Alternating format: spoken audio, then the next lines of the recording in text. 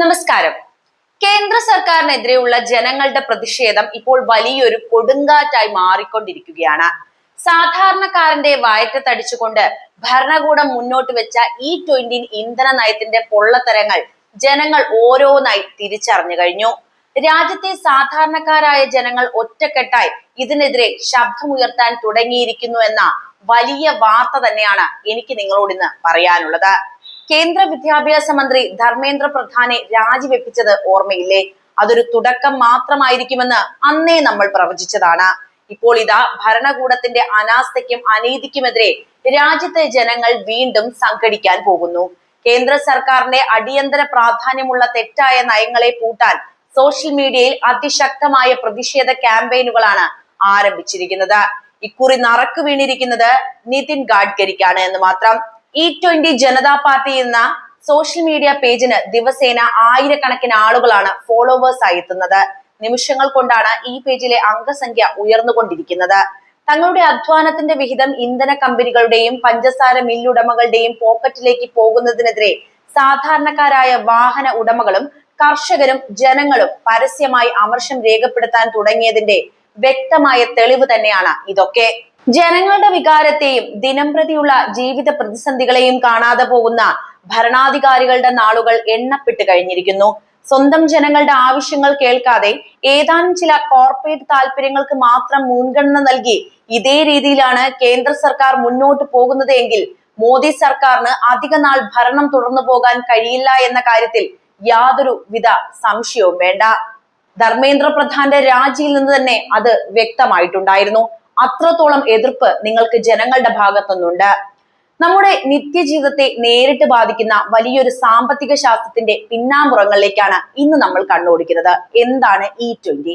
വികസനം എന്ന മനോഹരമായ വാക്കിന്റെ മറവിൽ സാധാരണക്കാരായ ജനങ്ങൾ എങ്ങനെയാണ് ചൂഷണം ചെയ്യപ്പെടുന്നത് എന്നതിന്റെ ഞെട്ടിക്കുന്ന യാഥാർത്ഥ്യങ്ങളിലേക്ക് ഇറങ്ങിച്ചെല്ലേണ്ട സമയമാണ് ഇപ്പോൾ അതിക്രമിച്ചിരിക്കുന്നത്.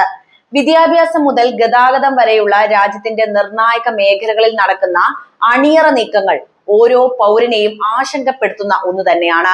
ഇതൊക്കെ നമ്മുടെ രാജ്യത്ത് എന്തിനു വേണ്ടി നടപ്പിലാക്കുന്നു എന്ന കാര്യം വളരെ പ്രസക്തവും. കേന്ദ്ര വിദ്യാഭ്യാസ മന്ത്രാലയത്തെ ചുറ്റിപ്പറ്റി ഉയർന്നു വന്ന വൻ വിവാദങ്ങൾക്കും പ്രതിസന്ധികൾക്കും ശേഷം ഇപ്പോൾ കേന്ദ്ര ഗതാഗത വകുപ്പ് മന്ത്രി നിതിൻ ഗഡ്കരിയും അദ്ദേഹത്തിന്റെ സ്വപ്ന പദ്ധതികളും വലിയൊരു പ്രതിസന്ധിയിലേക്ക് കൂപ്പുകുത്തിയിരിക്കുകയാണ്. ഹരിത വിപ്ലവമെന്നും പരിസ്ഥിതി സൗഹൃദ ഇന്ധനമെന്നും മനോഹരമായി വിശേഷിപ്പിച്ച് രാജ്യത്തിന് മുന്നിൽ അവതരിപ്പിച്ച E20 അഥവാ എഥനോൾ മിശ്രിത നയം ഇന്ന് വൻ രാഷ്ട്രീയ സാമ്പത്തിക അഴിമതിയുടെയും അനാസ്ഥയുടെയും നിഴലിലാണ് നിൽക്കുന്നത്.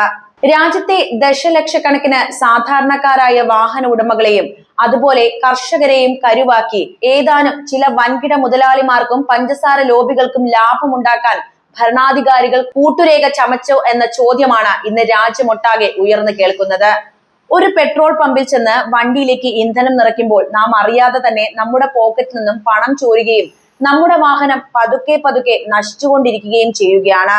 ഈ യാഥാർത്ഥ്യം ജനങ്ങൾ തിരിച്ചറിഞ്ഞു തുടങ്ങുമ്പോൾ ഉയരുന്ന ജനരോഷത്തിന്റെ തരംഗങ്ങൾ അതിശക്തമായിരിക്കും. കേന്ദ്ര സർക്കാർ വലിയ ആഘോഷത്തോടെ കൊണ്ടുവന്ന 20% എത്തനോൾ കലർത്തിയ പെട്രോൾ അഥവാ E20 ഇന്ധനം ഇന്ന് സാധാരണക്കാരന് ഇരുട്ടടിയായി മാറിയിരിക്കുന്നു.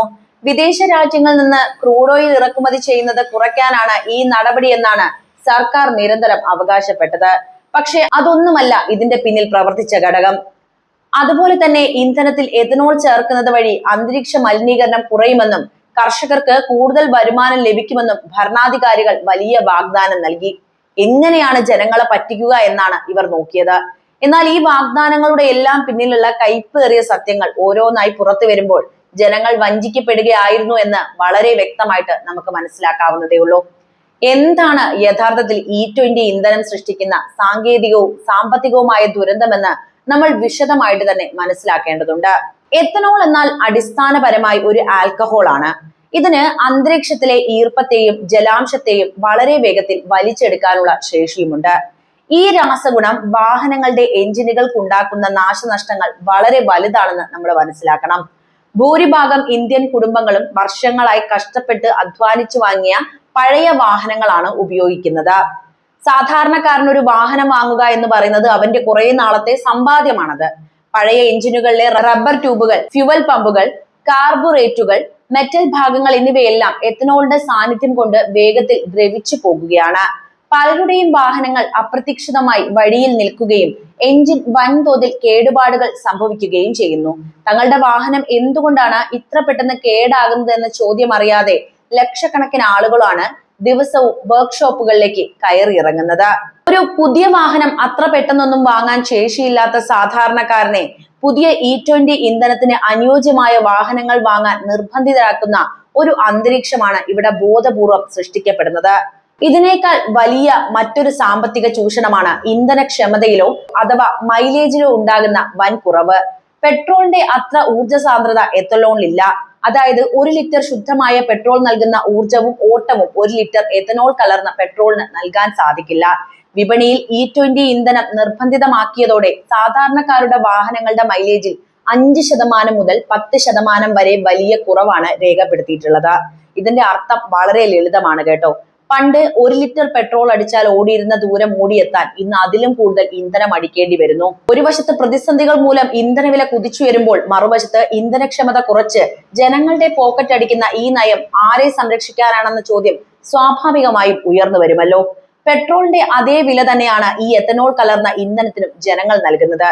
ചുരുക്കി പറഞ്ഞാൽ ഗുണനിലവാരം കുറഞ്ഞ ഇന്ധനം ഉയർന്ന വിലയ്ക്ക് വാങ്ങി ഉപയോഗിക്കാൻ സാധാരണക്കാരൻ നിർബന്ധിതരാകുന്ന ഒരു സാഹചര്യമാണ് ഇവർ ഇവിടെ സൃഷ്ടിച്ചത്. ഇവിടെയാണ് നിതിൻ ഗഡ്കരി എന്ന കേന്ദ്രമന്ത്രിയുടെയും കേന്ദ്ര സർക്കാരിന്റെയും രാഷ്ട്രീയ ലക്ഷ്യങ്ങളും സ്വകാര്യ താല്പര്യങ്ങളും ചോദ്യം ചെയ്യപ്പെടുന്നത്. എത്തനോൾ ഉൽപാദനത്തെ ചരിത്രത്തിലെ ഏറ്റവും വലിയ വിപ്ലവമായി ചിത്രീകരിക്കാൻ മന്ത്രി ഗഡ്കരി കാണിച്ച അമിതമായ ആവേശം തികച്ചും സംശയാസ്പദം തന്നെയാണ്. എന്തായാലും കേന്ദ്ര സർക്കാർ കൊണ്ടുവന്ന E20 എത്തനോൾ കലർത്തിയ പെട്രോൾ നയമുണ്ടല്ലോ, ഇതിന് പിന്നിൽ വൻ താല്പര്യ സംഘടനവും കുടുംബപരമായ സാമ്പത്തിക ലാഭവുമാണെന്ന ഗുരുതര ആരോപണങ്ങൾ ഇപ്പോൾ ഉയർന്നു വരുന്നുണ്ട്. മക്കൾക്ക് വേണ്ടി ഒരച്ഛൻ ഉണ്ടാക്കിയ ത്യാഗം തന്നെയാണ് ഇത് എന്ന് നമുക്ക് നിസ്സംശയം പറയാം. അതായത് നിതിൻ ഗഡ്കരി സ്ഥാപിച്ച് പൂർത്തി ഗ്രൂപ്പ്, അതായത് നിലവിലെ മാനസ് ഗ്രൂപ്പ് എന്ന പ്രമുഖ വ്യാവസായിക സ്ഥാപനത്തിന്റെ നടത്തിപ്പുകാരും തലപ്പത്തുള്ളതും അദ്ദേഹത്തിന്റെ മക്കളായിട്ടുള്ള നിഖിൽ ഗഡ്കരിയും സാരംഗ് ഗഡ്കരിയുമാണ്. പഞ്ചസാര മില്ലുകളും വലിയ തോതിലുള്ള എത്തനോൾ ഉൽപാദന പ്ലാന്റുകളുമാണ് ഈ കമ്പനിയുടെ പ്രധാന ബിസിനസ്. ഇപ്പോൾ തന്നെ നമുക്കതിന്റെ കണക്ഷൻ കൃത്യമായിട്ട് മനസ്സിലാക്കാവുന്നതാണ് അല്ലെ. കേന്ദ്ര ഗതാഗത മന്ത്രി എന്ന ഔദ്യോഗിക പദവി ഉപയോഗിച്ച് നിതിൻ ഗഡ്കരി E20 നയം നിർബന്ധിതമാക്കുകയും എഥനോളിന് ഉയർന്ന സംഭരണ വില ഉറപ്പാക്കുകയും ചെയ്തപ്പോൾ സർക്കാർ എണ്ണ കമ്പനികൾക്ക് വൻതോതിൽ എഥനോൾ വിറ്റ് ആയിരക്കണക്കിന് കോടി രൂപയുടെ ലാഭമാണ് അദ്ദേഹത്തിന്റെ മക്കളുടെ കമ്പനി കൊയ്തത്.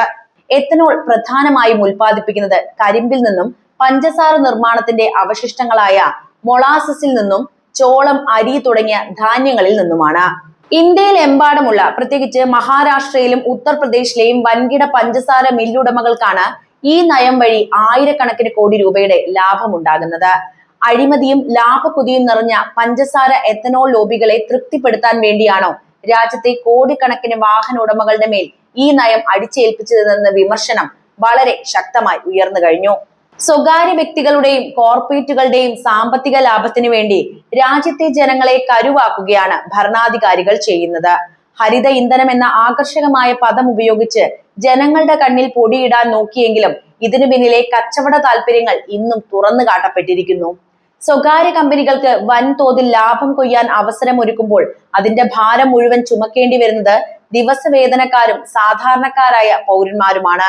മാത്രവുമല്ല, നിതിൻ ഗഡ്കരിയുടെ മകന് വേണ്ടിയാണ് ഇങ്ങനെ ഒരു സൗകര്യം ഒരുക്കി കൊടുത്തത് എന്ന വാദവും ഉയർന്നു വരുന്നു. രാഷ്ട്രീയ നേതാക്കളുടെയും വൻകിട വ്യവസായികളുടെയും ഈ കൂട്ടുകെട്ട് രാജ്യത്തിന്റെ സമ്പദ് വ്യവസ്ഥയെ തന്നെ തകർക്കുന്ന തലത്തിലേക്ക് വളർന്നിരിക്കുന്നു എന്ന കാര്യത്തിൽ സംശയമില്ല. വിദ്യാഭ്യാസം പോലെ തന്നെ പ്രധാനപ്പെട്ട ഗതാഗത മേഖലയിലും ഇത്തരത്തിലുള്ള ഇടപെടലുകൾ നടക്കുന്നത് ഒട്ടും അംഗീകരിക്കാൻ കഴിയുന്ന ഒന്നല്ല. ഇതിനു പുറമെ ഈ നയം രാജ്യത്ത് വരുത്തിവെക്കാൻ പോകുന്ന പാരിസ്ഥിതികവും അതുപോലെ ഭക്ഷ്യസുരക്ഷാപരമായ ഭീഷണികളും അതീവ ഗുരുതരമാണ്. അതിനെക്കുറിച്ച് കൂടി പറയാം. എഥനോൾ ഉൽപ്പാദിപ്പിക്കാൻ വൻതോതിൽ കരിമ്പും മറ്റ് ഭക്ഷ്യധാന്യങ്ങളും വഴിതിരിച്ചുവിടുമ്പോൾ രാജ്യത്ത് വരും ദിവസങ്ങളിൽ കടുത്ത ഭക്ഷ്യക്ഷാമത്തിന് സാധ്യതയുണ്ട് എന്ന് സാമ്പത്തിക വിദഗ്ധർ മുന്നറിയിപ്പ് നൽകുന്നു. മനുഷ്യർക്ക് കഴിക്കാനുള്ള ധാന്യങ്ങൾ ഇന്ധനം ഉണ്ടാക്കാൻ ഉപയോഗിക്കുന്നത് വലിയൊരു സാമ്പത്തിക അനീതി തന്നെയാണ്.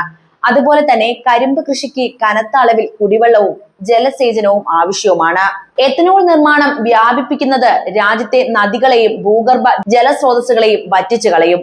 ഇത് വരും തലമുറയെ രൂക്ഷമായ കുടിവെള്ളക്ഷാമത്തിലേക്കും വറുതിയിലേക്കുമായിരിക്കും തള്ളിയിടുക. പ്രകൃതി സംരക്ഷണം എന്ന പേരിൽ നടപ്പിലാക്കുന്ന പദ്ധതി തന്നെ പ്രകൃതിക്ക് മഹാദുരന്തമായി മാറുന്ന കാഴ്ചയാണ് നാം ഇനി കാണാൻ പോകുന്നത്. സ്വകാര്യ താല്പര്യങ്ങൾക്കും ലോബികളുടെ ലാഭത്തിനും വേണ്ടി രാജ്യത്തെ ജനങ്ങളുടെ ജീവിതം വെച്ച് പന്താടരുത് എന്ന ശക്തമായ സന്ദേശമാണ് ഈ വിവാദം ഇപ്പോൾ മുന്നോട്ട് വെക്കുന്നത്. ഏതാനും ചില കോർപ്പറേറ്റ് മുതലാളിമാർക്ക് കോടികൾ സമ്പാദിക്കാനുള്ള വഴിയൊരുക്കാൻ വേണ്ടി സാധാരണക്കാരന്റെ പോക്കറ്റ് അടിക്കുകയും അവരുടെ വാഹനങ്ങൾ തകരാറിലാക്കുന്നതും വച്ചു പൊറുപ്പിക്കാൻ കഴിയുന്ന ഒരു സംഗതിയല്ല. നിതിൻ ഗഡ്കരി എന്ന മന്ത്രിയും കേന്ദ്ര സർക്കാരും ഈ വിഷയത്തിൽ കൃത്യമായ മറുപടി നൽകിയേ മതിയാകുകയുള്ളൂ. രാജ്യത്തിന്റെ പുരോഗതി എന്നാൽ ഏതാനും വ്യാവസായിക പ്രമുഖരുടെ വളർച്ചയല്ല, മറിച്ച് സാമാന്യ ജനങ്ങളുടെ ക്ഷേമമാണത്. ശാസ്ത്രീയമായ പഠനങ്ങളോ കൃത്യമായ തയ്യാറെടുപ്പുകളോ ഇല്ലാതെ ജനങ്ങളുടെ മേൽ അടിച്ചേൽപ്പിക്കുന്ന ഇത്തരം നയങ്ങൾ ഭരണാധികാരികളുടെ പതനത്തിന് തന്നെ കാരണമാകും. ഈ അനീതിക്കെതിരെ ജനങ്ങൾ ശബ്ദമുയർത്തേണ്ട സമയം ആയിരിക്കുന്നു. ചരിത്രം ഓരോ രാഷ്ട്രീയ തീരുമാനങ്ങളെയും വിചാരണ ചെയ്യുമ്പോൾ സ്വകാര്യ താല്പര്യങ്ങൾക്ക് വേണ്ടി രാജ്യത്തെ ബലി കൊടുത്തവരുടെ യഥാർത്ഥ മുഖം പൂർണ്ണമായും വെളിപ്പെടുക തന്നെ ചെയ്യും. ഇപ്പോൾ നിതിൻ ഗഡ്കരിയുടെ മുഖം പുറത്തു വന്നതും അങ്ങനെ തന്നെയാണ്. മകന് വേണ്ടി ചെയ്യണമെങ്കിൽ വേറെ എന്തും ചെയ്തോളൂ, ജനങ്ങളുടെ വയറ്റത്തടിച്ചാവരുത് ഒന്നും ചെയ്യേണ്ടത്. അപ്പോൾ എന്താണ് ഈ വിഷയത്തിൽ നിങ്ങൾക്ക് പറയാനുള്ളത് എന്ന് കമന്റ് ബോക്സിൽ എഴുതുമല്ലോ. മറ്റൊരു വീഡിയോയുമായി വീണ്ടും കാണാം. നന്ദി.